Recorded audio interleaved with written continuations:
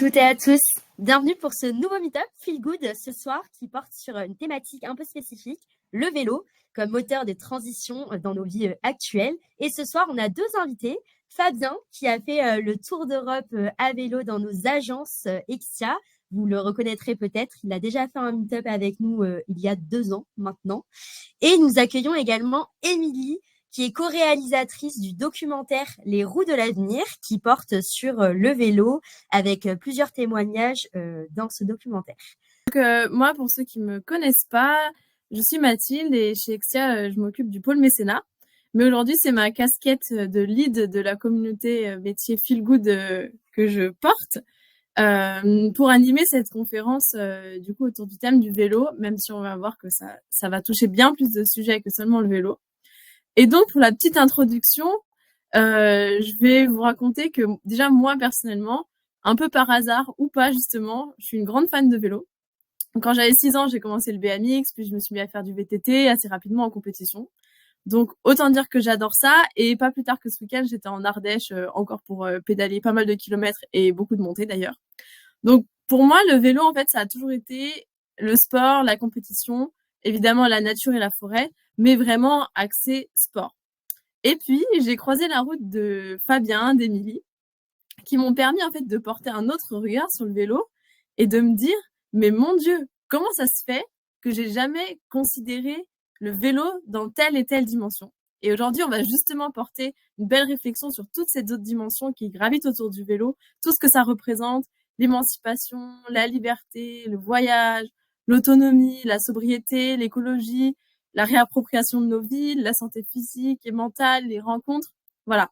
En bref, on va vraiment parler de plein de choses pendant ce meet-up autour du vélo. Et je peux vous dire une chose, c'est que vous aurez envie de monter sur vos vélos à la fin de ce meet-up, que ce soit pour partir en voyage à l'autre bout de l'Europe ou simplement pour aller au boulot demain.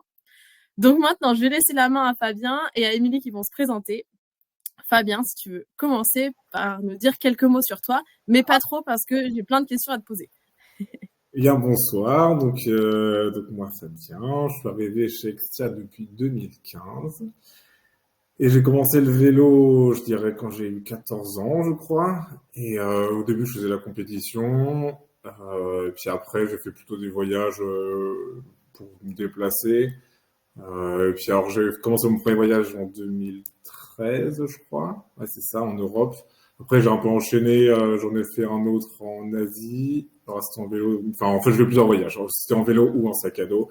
Donc, Asie, Amérique du Sud, Nouvelle-Zélande et en Europe, encore une fois, et en Amérique centrale.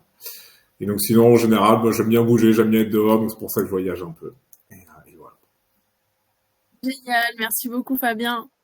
Émilie, est-ce que tu peux nous dire quelques mots sur toi et ton projet?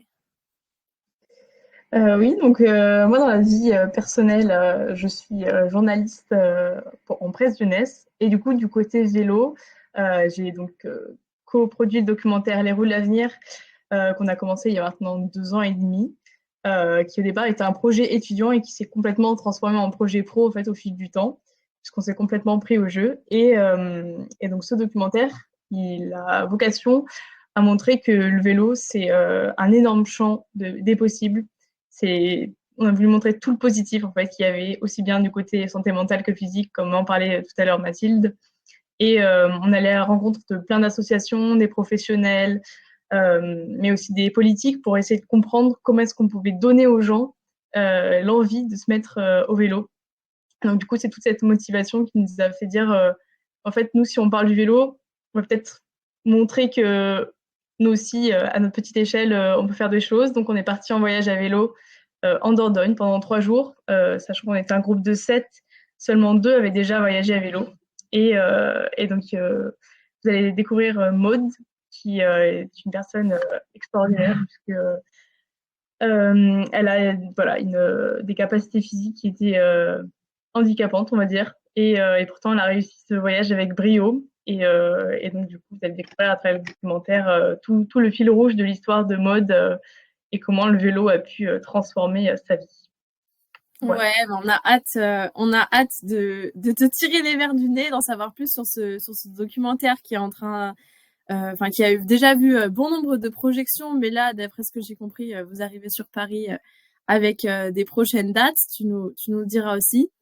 On a fait le choix de vous montrer la bande-annonce justement du documentaire pour que vous puissiez mettre des visages et un état d'esprit justement sur tout ce qu'Émilie va vous partager. Et donc, Léa, merci beaucoup. Je vous laisse visionner 2 petites minutes la bande-annonce de ce beau documentaire.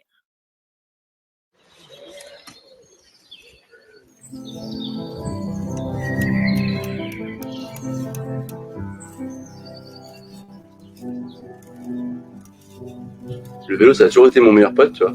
Et d'un coup, je découvre qu'en fait, plein de monde kiffe le vélo et plein de monde a envie de le promouvoir et de montrer que c'est possible qu'il mène à une nouvelle société. Donc le vélo nous permet de participer activement à ça, à une société plus conviviale, avec plus d'espace, avec plus de liberté, avec plus de santé. C'est pas vivre plus longtemps, c'est vivre mieux plus longtemps. Ça te permet de parler d'espace public, ça te permet de parler de métiers qui seraient plus ou moins masculins ou féminins.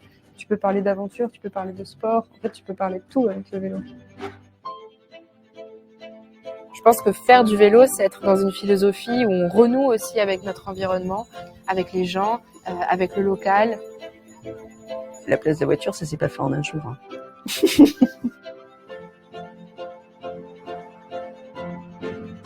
Ce serait plus de 100 000 emplois qui pourraient être créés pour ce secteur. Le plus important, c'est le vouloir, quoi. C'est de créer du désir sur le vélo. Ça a changé ma vie. Et 21 ans plus tard, je suis toujours sur un BMX. C'est fou parce que jamais de ma vie, et même en débutant ce projet, je me serais dit que c'est en faisant du vélo que en fait, j'irais mieux, quoi.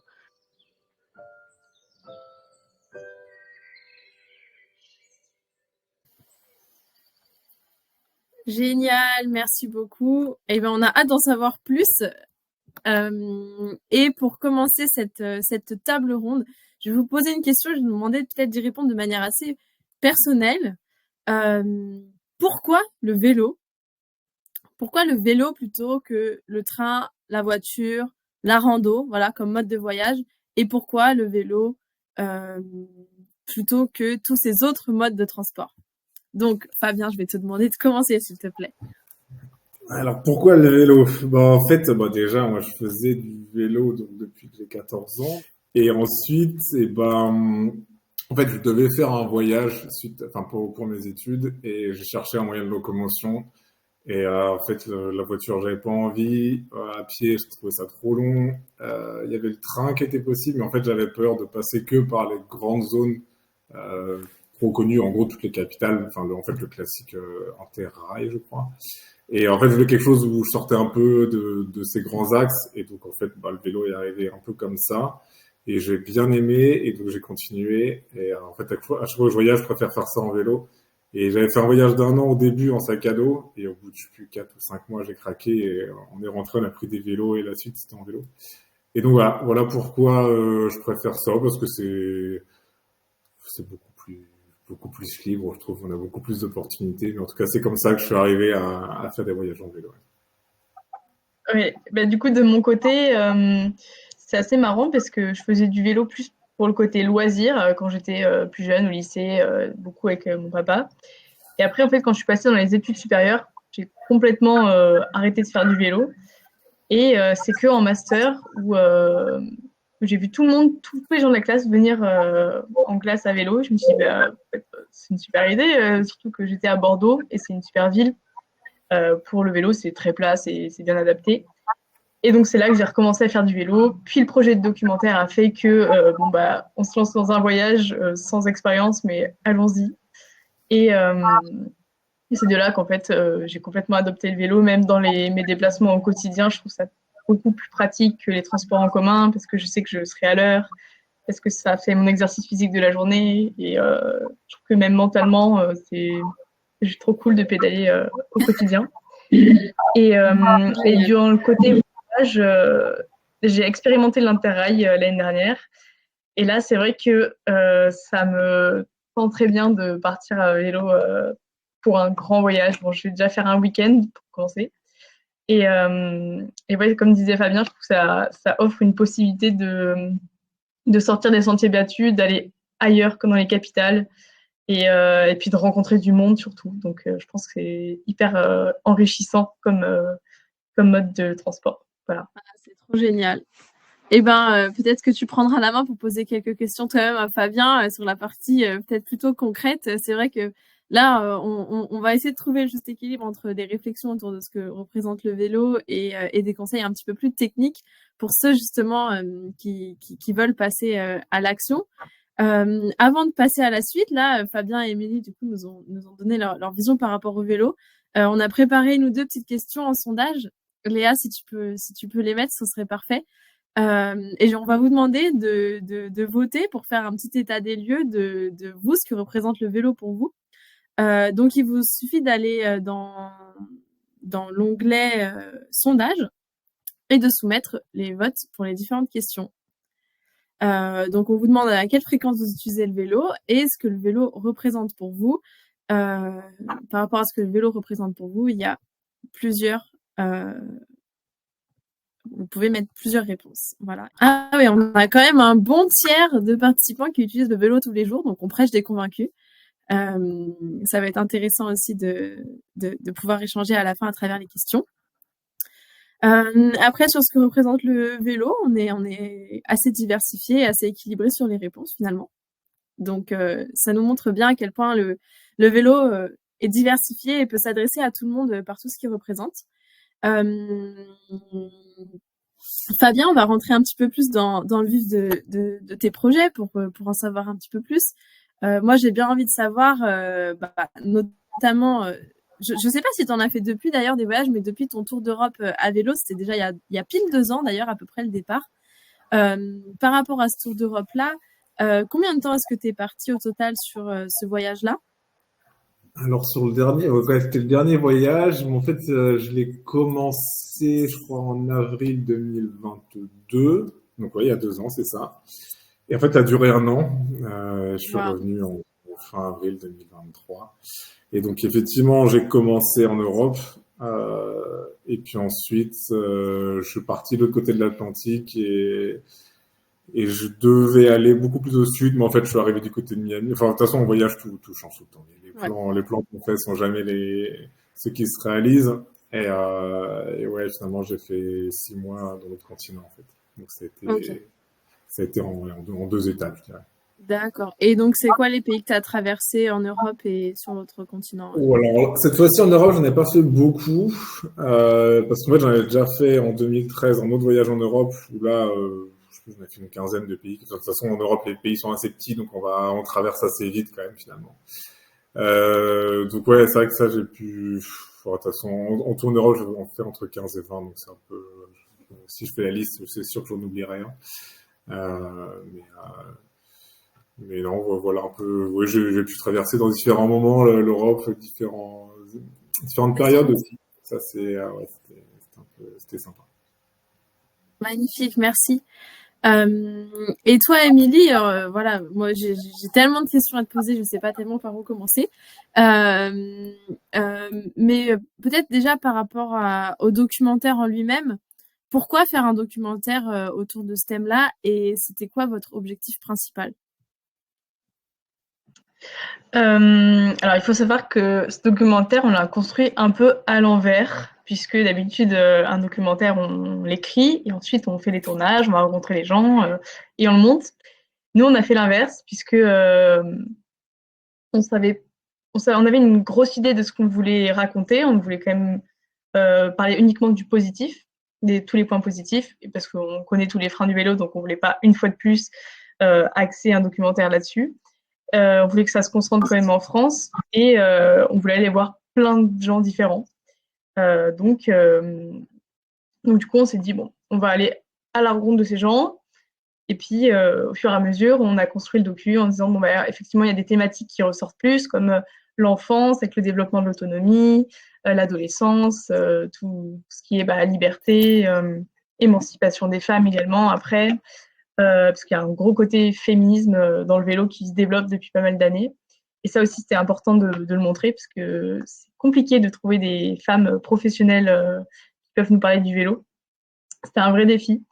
Et ensuite, voilà, on a construit le docu comme ça en se disant, bon, bah, qu'est-ce qu'on veut montrer? On veut juste faire kiffer les gens, montrer que le vélo, c'est trop cool. Et donc, voilà, c'est comme ça qu'on a construit le docu. Génial. Et donc, est-ce qu'il y a un moment particulier dans le tournage ou dans votre voyage? C'est quoi le moment qui t'a le plus marqué ou qui témoigne le plus de l'esprit que vous avez voulu transmettre à travers votre projet? Bah, du coup, c'est donc le voyage à vélo qu'on a fait. Et bah, c'est marrant parce que nous aussi, on est partis il y a 2 ans tout pile, mais pour 3 jours, pas pour 1 an. Et donc, du coup, c'est vrai que c'était vraiment l'expérience de se dire bon, bah, on part en Dordogne, on fait 150 km en 3 jours sur un tracé qui avait été fait par l'un des garçons qui, lui, avait lui-même fait un voyage en Europe l'année précédente. Et c'est là qu'on a vu, par exemple, Maud qui s'est complètement dépassée, puisque voilà, on pourrait se dire effectivement, elle aura plus de mal que nous. Alors, c'est vrai, elle a peut-être eu plus de mal que nous, mais finalement, elle a une telle volonté qu'elle a réussi à se surpasser. Et elle a terminé le voyage avec nous, et ça a complètement changé sa vie.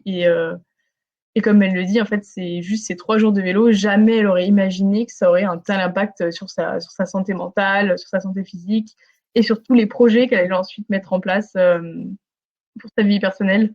Et ça, c'était vraiment la récompense qui, en fait, était même pas du tout attendue, quoi. C'était vraiment une surprise. On a choisi de prendre son histoire comme fil rouge dans le documentaire parce que c'est très inspirant, je pense, pour beaucoup de personnes.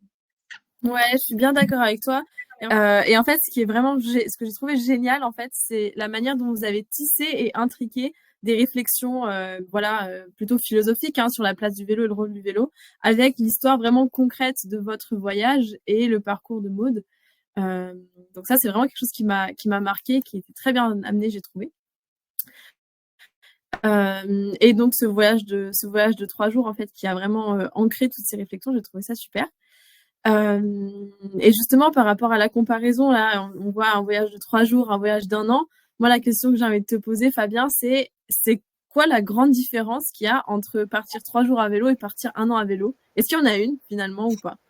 Ouais, bien sûr, il y en a une, parce que, ouais, si, bah, les voyages, enfin, après, tout dépend de comment on prend le voyage aussi, ça dépend ce qu'on en recherche, hein, parce que chaque voyage est un peu différent, parce que c'est vrai que moi, j'ai pu faire, bah, en vélo, je vais faire 3 longs voyages, enfin, 3 voyages de plus de 2 mois, je dirais, donc une fois 6 mois, une fois 1 an, une fois 2 mois, et puis après, des petits voyages comme ça, je dirais à la journée ou à la semaine, et forcément, on cherche pas la même chose, parce que quand ça dépasse, je dirais, le mois, bah, on est beaucoup plus limite dans la routine, en fait, à chercher des choses. Enfin, on s'en rend pas forcément compte, mais ça devient pas une façon de vivre, mais quasiment, parce que on recrée un peu nos routines quotidiennes, alors que c'est vrai que sur 3 jours ou une semaine, c'est un peu différent. C'est plus allez, une épreuve ou quelque chose comme ça, où on va se déplacer sur un temps court, on va découvrir quelque chose de un peu éphémère, alors que c'est vrai que quand ça dure longtemps, bah, je vous dis, enfin, pour moi, c'est plus bah, la découverte d'autres cultures, parce que finalement, c'est là aussi on a le temps de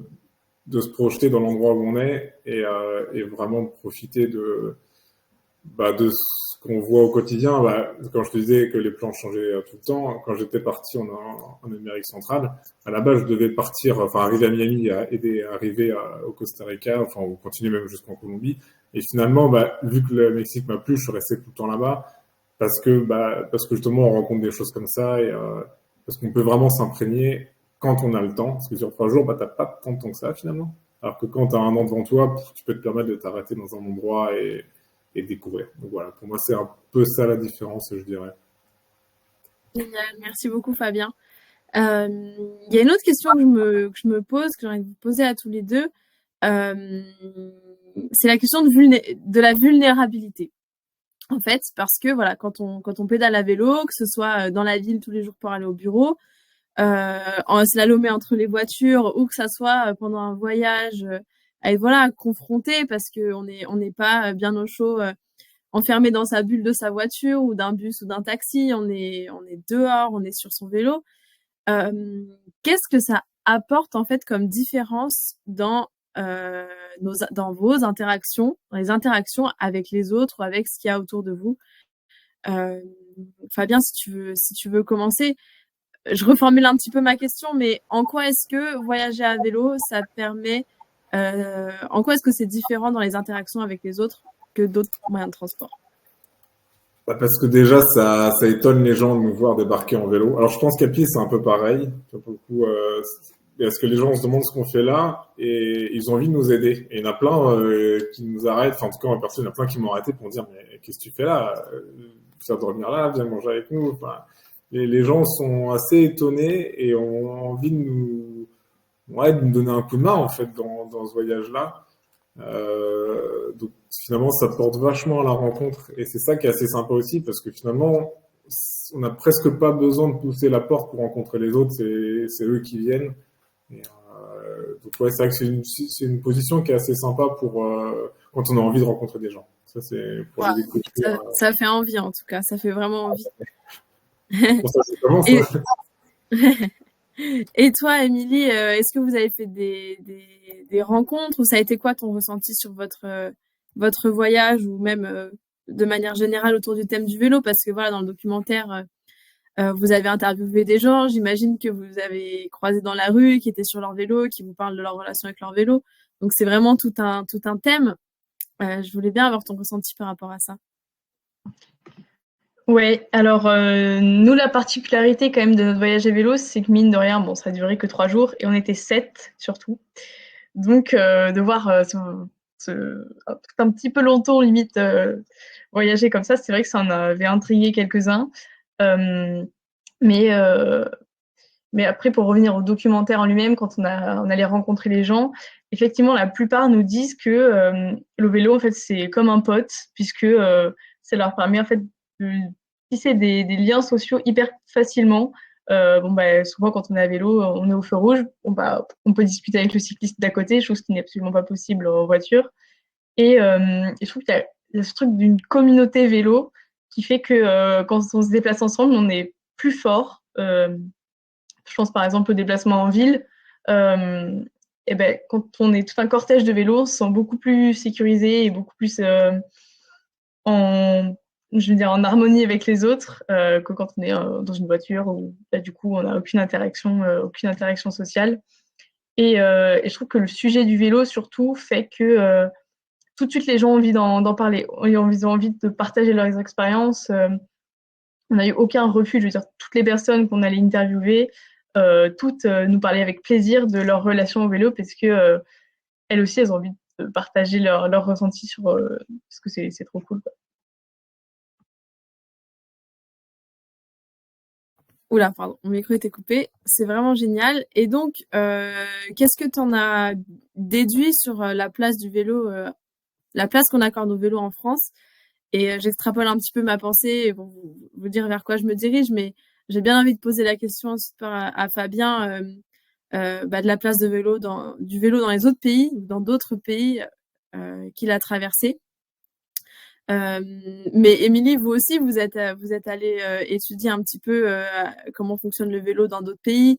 Je pense notamment aux Pays-Bas. Voilà, dans le documentaire, on apprend que finalement, c'est pas venu tout seul non plus la place du vélo comme elle est accordée aux Pays-Bas. Je sais pas si tu veux justement nous raconter cette histoire-là, parce que voilà, on a tous un petit peu en tête que ces pays nordiques, que le Pays-Bas sont peut-être en avance sur ça. Mais alors, comment ça s'est passé finalement pour eux? Est-ce que tu peux nous en dire plus? Ouais, effectivement, on a appris ça notamment avec Stein Wallenstein, qui est en fait un spécialiste du vélo, auteur de nombreux bouquins, et aussi il est président du collectif Vélo Île-de-France, et donc il est néerlandais lui-même. Et en fait, on pourrait croire que les Pays-Bas, c'est une nation qui est à fond vélo depuis très longtemps, alors que pas du tout. Ça a commencé dans les années 70, notamment à cause de la crise du pétrole, et aussi parce qu'il y avait un accident d'une petite fille qui s'était faite renverser, donc elle était à vélo. Elle est décédée, et en fait, le peuple néerlandais s'est complètement révolté. Il a dit, en fait, c'est juste pas possible, il faut qu'on fasse quelque chose. Et donc, ça a été une vraie volonté politique qui est venue du coup de la part des citoyens de mettre le vélo au centre de la vie des gens, de sécuriser les infrastructures. Et c'est comme ça que du coup, depuis, ils ont 50 ans d'avance sur nous, effectivement, mais petit à petit, on arrive, nous, à rattraper un petit peu notre retard, même si je pense qu'on est encore loin. Mais c'est vraiment une volonté politique, de façon de donner au vélo de la place qu'il mérite dans l'espace public, puisque on milite pas pour que ça soit des villes 100% cyclables, mais une ville dans laquelle tous les moyens de transport puissent interagir de manière efficace. C'est-à-dire voilà, une rue dans laquelle on peut aussi bien rouler en voiture qu'en vélo, que se déplacer à pied, voilà, que tout ça soit fluide.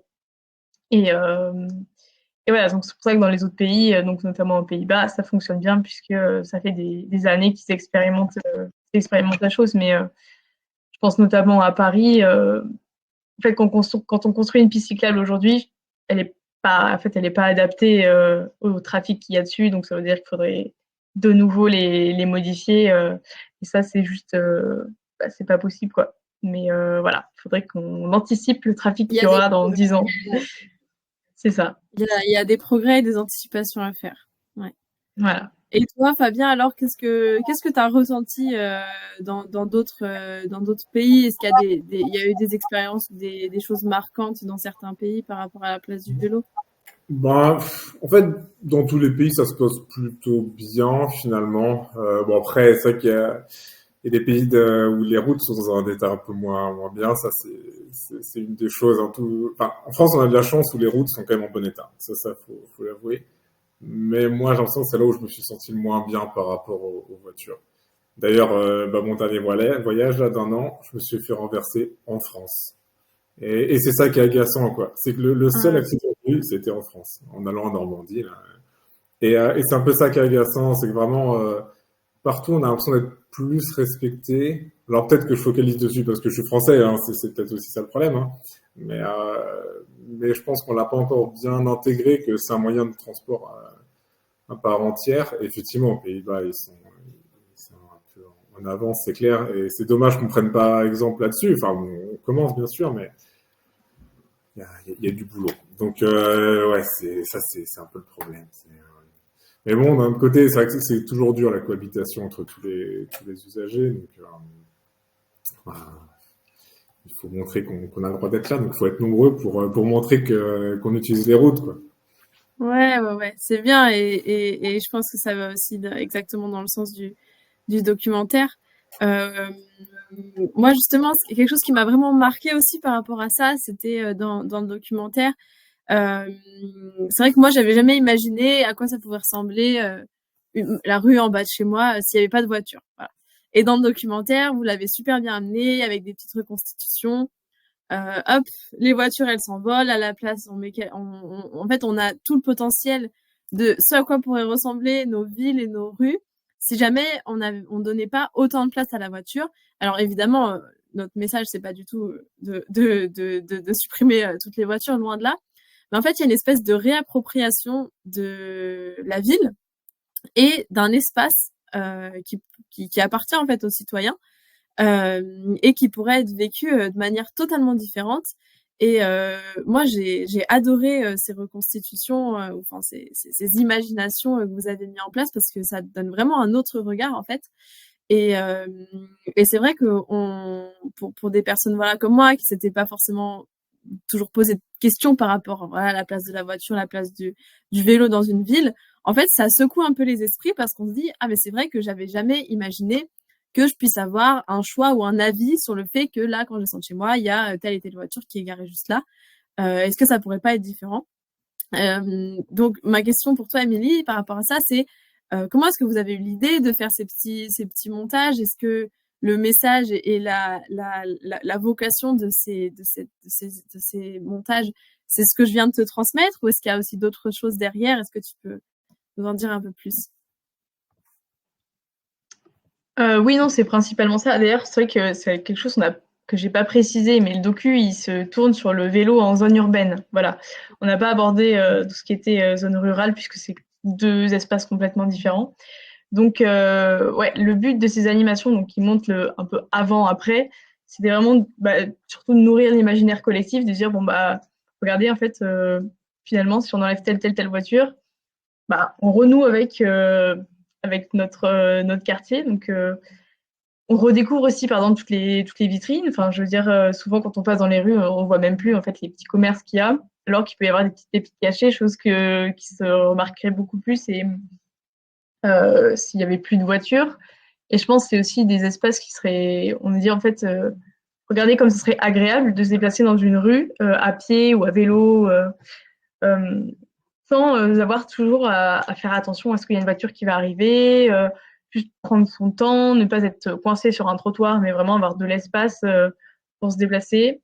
Et ouais, notre volonté, c'était ça, c'était de montrer un petit peu ce qui était possible de faire. Et donc, ouais, c'est un professionnel qui nous a fait ça. Et d'ailleurs, il y a un site internet, c'est une IA qui peut un petit peu nous montrer ce que seraient nos rues. Donc, en fait, on tape le nom de notre rue et l'IA transforme notre rue en rue du futur, sans voiture. Ça s'appelle Dodge Cycling Lifestyle. Voilà. Ah, sympa. Allez voir. Super Bon, cool. c'est quand même pas mal expérimental. Hein. Il y a beaucoup de fleurs, mais ils mettent beaucoup de fleurs à la place des voitures. Mais pourquoi pas? Après, ça fait des villes très fleuries. Mais donc voilà, c'est ça. C'est sûr que ça augmente le bien-être, le ressenti. Ça, voilà, c'est dans l'espace. Après, il y a une autre dimension que je trouvais intéressante par rapport au bien-être. Dans le documentaire, on suit l'histoire de Maud, qui nous montre en fait les bienfaits qu'a eu ce voyage à vélo sur sa santé mentale et physique. Est-ce que, alors je vais repasser un petit peu avec Fabien. Toi, est-ce que tu as des choses à nous partager par rapport voilà, à l'effet que peut avoir le fait de faire du vélo sur ta santé? Est-ce que tu as des choses à nous partager par rapport à ça? Bah, c'est forcément bien, hein, parce que tout le monde se plaint d'être en mauvaise santé, d'avoir mal, d'avoir... on a toujours des trucs qui vont pas. Alors que faire du vélo, même sans parler de sport, en fait, parce que ça aussi, le problème, c'est qu'il faut distinguer le vélo transport quotidien, machin, et le vélo sport. C'est quand même deux choses complètement différentes. Et c'est quand même bien, ne serait-ce qu'en faire en transport pour sentir mieux, en fait, pour bouger son corps et pas juste rester assis toute la journée. Mais c'est sûr que moi, perso, je me sens mieux quand j'en fais. C'est aussi pour ça que je continue. Hein, donc je vois bien l'effet sur le corps. C'est sûr que j'ai l'impression de gagner sur tous les points de vue parce que quand je me déplace en vélo, je mets en fonctionnement mon corps au lieu d'être assis dans une voiture et après, en plus, on est moins frustré. Donc ouais, non, pour moi, c'est que positif, en fait. Donc, c'est pour ça aussi que j'en fais de plus en plus et que je vois pas les inconvénients d'en faire, presque. Bon, à part quand il pleut, là, comme aujourd'hui. Mais... après, il y a des équipements pour. On peut s'équiper. C'est ça. Il y a toujours des solutions. Mais voilà. Super. Et toi, Émilie, est-ce que tu peux nous en dire un peu plus sur justement qu'est-ce qui s'est passé pour Maud pendant ces 3 jours? Ouais, alors il faut savoir que la Dordogne, c'est quand même pas mal vallonné. Et ça, on n'avait pas pris ça en compte en partant, mais bon, de toute façon, une fois qu'on y était, c'était fait. Et en fait, Maud, dès le début, elle dit en fait non, je vais pas y arriver, ça va être très compliqué. Mais elle a quand même fait la première journée qui était quand même pas mal costaud. On a fait 80 km pour une première journée de voyage, c'était pas mal. Et il faut savoir qu'elle s'est blessée à ce moment-là. Donc elle s'est dit bon en fait finalement c'est fini pour moi quoi le voyage. Mais je sais pas, elle a eu peut-être je sais pas, est-ce que c'est de la motivation, est-ce que c'est de la hargne, enfin en tout cas c'était une vraie volonté en fait de se remettre à vélo. Et 2 jours plus tard, donc pour le 3e jour, elle nous a accompagnés. Et en fait, elle est plus descendue de son vélo, quoi. Là où avant elle poussait dans les montées, j'ai dit non, en fait, je vais juste prendre mon temps. Et peut-être que je mettrai 20 minutes de plus à gravir cette montée, mais c'est pas grave, je vais le faire quand même. Et c'est vraiment cette persévérance qui a été incroyable. Et donc dès la fin de ce voyage, j'avais quand même déjà vu une petite différence dans sa vie, dans sa volonté d'initier un changement. Et après, c'est vraiment 3 mois plus tard, quand elle a fait le bilan, elle a dit en fait, ce voyage a changé ma vie puisque elle a arrêté les antidépresseurs, elle a perdu 15 kilos.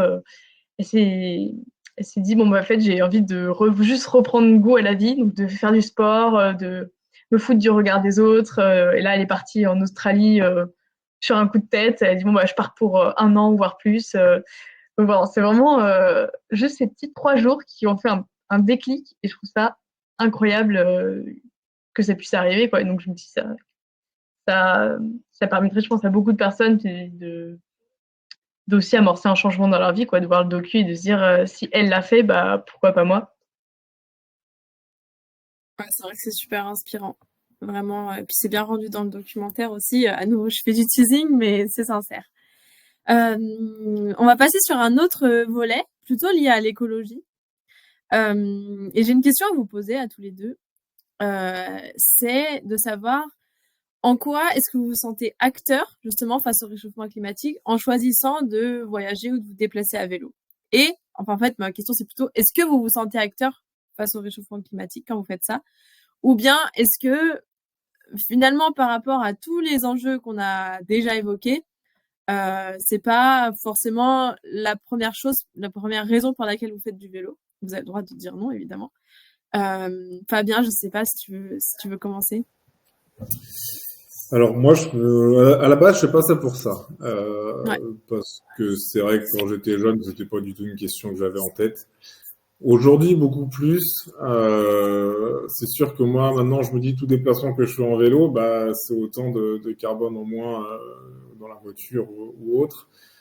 Après, est-ce que je me sens acteur? Non, parce que je fais ça, je suis pas militant, je fais juste ça dans mon coin parce que ça me plaît moi et puis c'est tout en fait. Donc, c'est pour ça que je me sens pas acteur, en tout cas pas actif de cette transition-là, mais en tout cas, je fais ça parce que ça me convient. Et c'est vrai que quand ça remplit tous les critères, c'est quand même sympa. Enfin, moi, je fais mon sport, je suis content, je suis dehors, et en plus, c'est écolo. Donc, bah, pour moi, c'est gagnant. Mais c'est vrai C'est un qu'en bonus. voyant ça, j'ai envie... Ouais, c'est ça. Et donc, forcément, j'ai envie d'encourager les autres à faire pareil, parce qu'à chaque fois, je me dis, bah, tout déplacement que tu fais en vélo, bon, en plus de tout plein d'aspects positifs, hein, comme on le disait, on peut discuter à droite à gauche avec des gens, on voit beaucoup mieux. Enfin, on redécouvre parfois certains endroits, hein, parce que, comme tu disais, Émilie, c'est vrai que la ville, tu la vois différemment. En voiture, bah, tu regardes que les voitures qui sont autour pour pas faire d'accident, en gros. Alors qu'en vélo, bah, tu peux t'arrêter, tu peux planer. Et donc, ouais, non, c'est sûr qu'il y a quand même beaucoup d'aspects, dont l'écologie, qui n'est pas initialement l'objectif, mais finalement, voilà, c'est un objectif qui est arrivé par la suite. Super. Et toi, Émilie, quelle place est-ce que ça prend dans votre projet et peut-être aussi dans ton quotidien? Alors dans mon quotidien, bah, je suis plutôt du vélo taf, donc c'est vrai que c'est plutôt pour le côté je gagne du temps. Je mets 2 fois moins de temps à vélo qu'en transport et puis ça me fait du bien, surtout. Après c'est vrai que le côté écologie aussi me plaît, mais dans le sens où bon, prendre les transports en commun, c'est pas non plus trop dégueu. Bon, c'est l'avantage. Après, dans le documentaire, c'est vrai que ce côté militant a beaucoup plus de place.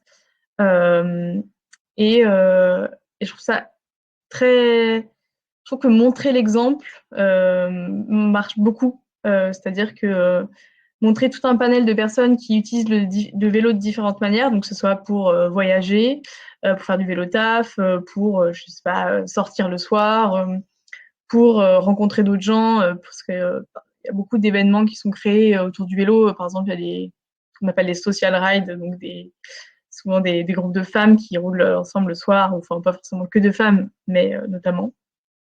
Et je trouve que montrer toutes ces possibilités-là qu'offre le vélo font en sorte que l'écologie rentre forcément à un moment dans le critère, puisque je trouve que la transition écologique passe aussi par la transition sociétale, donc du changement de comportement et de montrer qu'un mode de vie sobre, bah, c'est très chouette aussi. Hein. C'est pas parce qu'on adopte un mode de vie sobre qu'on est moins heureux. Et après, du côté personnel, bah, j'ai décidé de plus prendre l'avion dans mes voyages, donc même s'il y a le train et c'est très chouette, et ben, je trouve que le côté faire un voyage à vélo, c'est un super défi. Donc, au lieu de prendre le côté contrainte, il faudrait vraiment le voir comme une opportunité de voir le monde différemment et juste de ralentir en fait dans la vie et Je trouve que le vélo, c'est un super moyen de ralentir, de prendre son temps et d'apprécier un peu les paysages, quoi. Et sinon, ouais, l'écologie a une autre place dans ma vie un peu plus grande, donc ouais, je trouve que le vélo contribue pas mal. Génial, super. C'est hyper important pour moi qu'on prenne bien le temps de répondre aux questions, qui sont des questions assez concrètes. Voilà, donc n'hésitez pas à poser vos questions maintenant pour qu'on puisse y répondre. Moi, je vais commencer à aller doucement vers les questions de conclusion, qui sont: quels conseils est-ce que vous donneriez à ceux qui veulent se lancer à vélo? Que ce soit pour un voyage, pour se déplacer en ville, aller au travail, pour mettre ses enfants pour la première fois sur un vélo, parce que ça commence là, mine de rien. Voilà, quel conseil est-ce que vous donneriez? Moi, j'ai envie de dire, faut se mettre sur un vélo, hein, faut commencer. J'allais dire, c'est le conseil le plus simple, mais le plus efficace, quoi. Et puis de pas hésiter à demander autour de soi, faut à nous aussi, hein, parce qu'en fait, il y a forcément quelqu'un qui a eu la même question à un moment ou à un autre.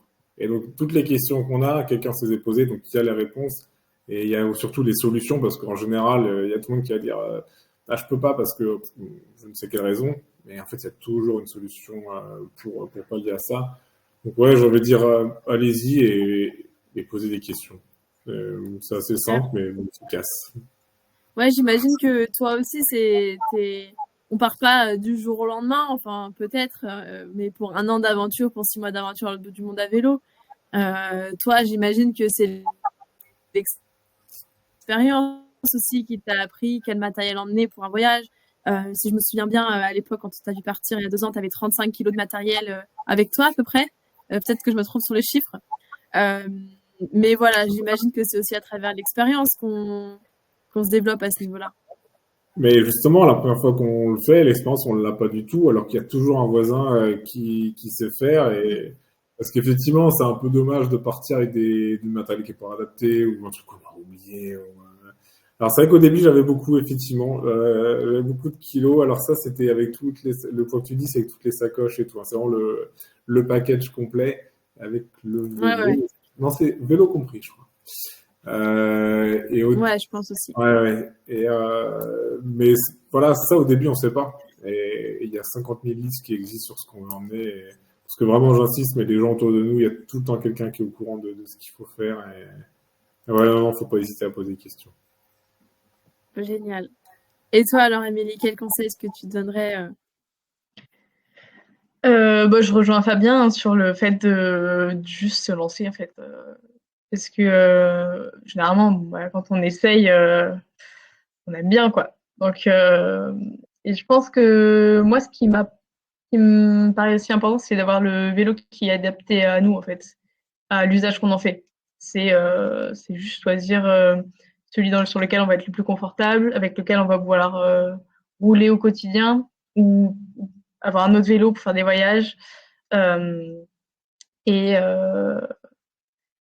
Et aussi, je dirais, s'il y a une crainte par rapport au vélo, peut-être se faire accompagner, par exemple, pour les premiers trajets, être accompagné d'un cycliste un peu plus aguerri sur ce trajet-là pour prendre confiance et voir qu'en fait, finalement, c'est très chouette de pédaler au quotidien ou en vacances ou n'importe quoi. Et ouais, juste se lancer, je pense que c'est déjà un grand pas. Ouais. Faire le premier coup de pédale, comme on dirait.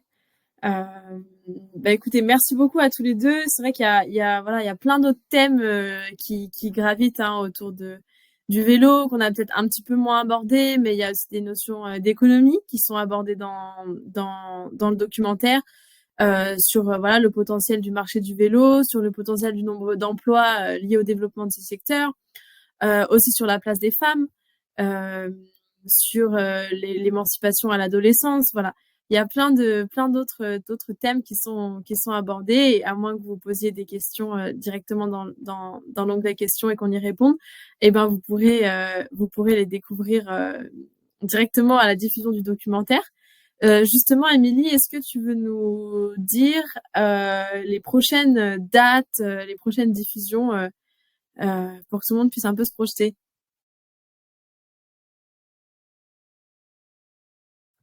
Ah, ton micro est coupé, Émilie. Merci. Du coup, il faut savoir qu'on a déjà une soixantaine de dates qui sont prévues jusqu'en juin. Donc, près d'une cinquantaine pour mai à vélo, puisque c'est quand même le gros événement de l'année pour le vélo. Donc, ce sera partout en France. Et donc, là, dans 2 semaines, à Paris, on est au Grand Rex. Bon, la salle est déjà complète, mais il y aura d'autres dates sur Paris. Donc, rassurez-vous. Et voilà, on continue notre petit tour de France et même du monde, puisqu'on sera aussi au Québec et à Nouméa, du coup, en Outre-mer. Voilà, donc toutes les dates sont à retrouver sur notre site internet lesrouesdelavenir.com ou sur notre Instagram. On poste toutes les semaines, on poste les différentes projections, comme ça, vous pouvez vous retrouver facilement, quoi. Donc voilà, franchement, on est super contents. On pensait pas que le docu allait avoir un tel succès, mais vraiment, c'est génial puisque les assos s'en emparent et de plus en plus de gens en parlent. Donc, c'est juste trop bien. Ah, super. Génial. Et ben, on va passer aux questions. On a eu deux questions. Florent qui... alors attends, j'arrive pas à... Florent qui demande à Fabien si tu as d'autres projets à venir de voyage à vélo. Ah, bah, bien sûr, ouais. Oui. J'ai toujours des projets. J'ai tout plein de cartes où j'ai fait des petits tracés un peu à droite à gauche. Donc, notamment celui que je voulais faire initialement, en fait, de base, le dernier voyage, je voulais aller jusqu'au Vietnam en passant par les pays du Nord et par la Russie, mais ça a un peu changé par l'histoire que vous connaissez. Donc voilà, ça c'est quelque chose que je garde en tête en passant par tous les pays qui se finissent en ce temps, dont l'Iran, enfin plus l'Iran. Donc voilà, ça c'est un truc que j'ai clairement en tête que j'aimerais vraiment faire et que bon, on verra. Mais sinon il y a d'autres trucs. En fait, il y a plein d'endroits. Aujourd'hui, mais ça c'est celui que je voulais faire, donc c'est forcément celui que j'ai en tête. Mais ouais, non, j'en ai plein d'autres. Des idées de voyage, j'en ai plein. Ça oui. Bon, on suivra ça et puis tu viendras nous en parler à un prochain meet-up dans quelques mois, années, je sais pas quelles sont les échéances, mais super. Et donc, on a une deuxième question, si je la retrouve, de Vivien, qui nous interroge par rapport au vélo comme moyen de transport au quotidien ou pour les vacances, donc ça, ok. Mais qu'en est-il de l'utilisation pour des trajets plus longs en remplacement du train ou de l'avion? Peut-on imaginer 2 semaines de trajet pour un déplacement pro, par exemple? Alors, est-ce que c'est un sujet auquel vous avez déjà réfléchi, Émilie, Fabien? J'ai bien envie d'avoir vos avis par rapport à ça. Moi, je le fais. Mais après, le truc aussi, c'est que moi, je me suis lancé depuis 2 ans dans le vélo un peu plus long, parce que j'avais fait une course là en 2020 ou 2020, qui faisait 2500 km. Donc maintenant, ça me dérange plus trop de faire des longues distances. Donc là, quand je reviens voir les parents, c'est à 300 bornes, quand je peux, je le fais en vélo, quoi. Donc voilà, c'est clairement possible. Ça prend du temps, parce que ça prend une dizaine d'heures. Après, si c'est pour rejoindre en vacances, aller quelque part, ouais, bien sûr que c'est possible. D'ailleurs, c'est comme ça que le voyage commence, hein. Soit tu réserves une chambre de je ne sais où, soit tu prends une tente et c'est bon, le voyage il est commencé, hein. Parce que finalement, c'est ça qu'on fait, hein. On fait rien d'autre, hein. On va d'un point A à un point B en laissant trouver un logement sur place, hein. Donc c'est clairement faisable. Pour le pro, c'est possible, mais le problème, c'est qu'en général, tu as une contrainte de temps. Et c'est un peu le problème, c'est qu'en général, ça s'intègre plus. Parce que pour voyager loin, faut réserver un peu de jours, quoi. C'est la seule contrainte réelle, j'ai envie de dire, c'est le temps que ça prend. Mais tout est faisable. Émilie, est-ce que c'est un sujet que vous avez creusé aussi un petit peu dans la réalisation de votre documentaire ou c'est pas quelque chose qui est beaucoup revenu? On a un petit peu creusé, c'est vrai qu'on n'en parle pas forcément, mais ouais, on avait eu pas mal d'interactions et tout avec les gens sur ce sujet-là.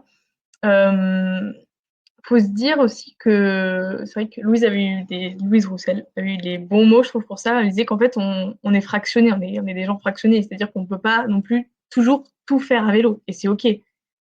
Si on fait 80% du temps à vélo et puis 10% de train et 10% de voiture, c'est déjà beaucoup mieux que faire 80% de voiture et 20% de train. Donc, du coup, c'est ça aussi qu'il faut, je pense, remettre en perspective. Mais comme le disait Fabien, partir 2 semaines à vélo, il faut aussi penser que partir, c'est déjà en fait être en vacances, être en voyage. Le voyage fait partie des vacances, quoi. Donc c'est pas seulement la destination qui compte, c'est vraiment tout le trajet pour s'y rendre.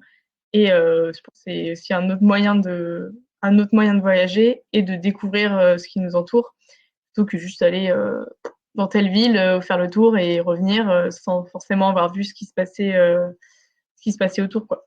Et après, pour les déplacements pro, bah là aussi, je pense que aujourd'hui, si on a besoin de se rendre, je sais pas, à l'étranger pour 2 jours, en fait, est-ce qu'on a vraiment besoin d'y aller ou c'est pas quelque chose qu'on peut faire en visio parce qu'avec les moyens qu'il y a aujourd'hui, c'est pas forcément nécessaire d'aller ailleurs pour le pro, quoi.